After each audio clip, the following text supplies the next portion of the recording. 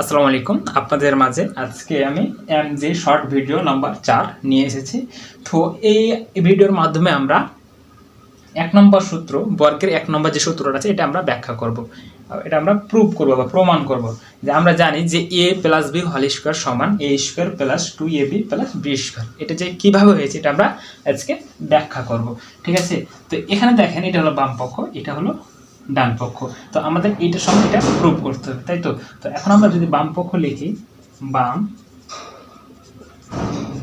পক্ষ কি আছে a প্লাস b স্কয়ার। ঠিক আছে, এখন আমরা এটাকে দুইটা করব a plus b into a plus b। আর কি স্কয়ার আছে মানে এটাকে দুইটা আছে, আমরা দুইটা করলাম। এখন আমরা গুণ করব, এ এর সঙ্গে গুণ করব। তাহলে বা যদি এভাবে করি, এ এর সঙ্গে এটা একবার গুণ করব a প্লাস b, আবার a প্লাস b এর সঙ্গে আবার এটা গুণ করব a প্লাস b।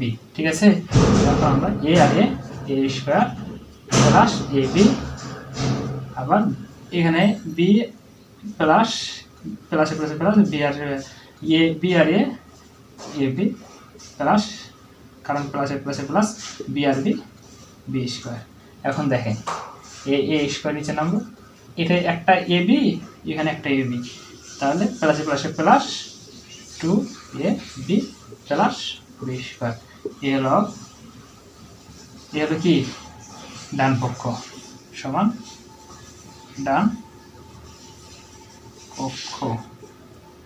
তাহলে আমরা কি এটা a প্লাস b সমান a square plus 2ab plus b square প্রমাণ করতে পারলাম? অবশ্যই পারলাম, প্রমাণিত।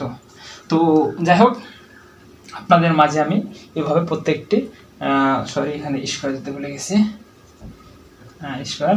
তো এভাবে আমরা প্রত্যেকটি সূত্র আপনাদের মাঝে আমি উন্মোচন করব বা ব্যাখ্যা করব।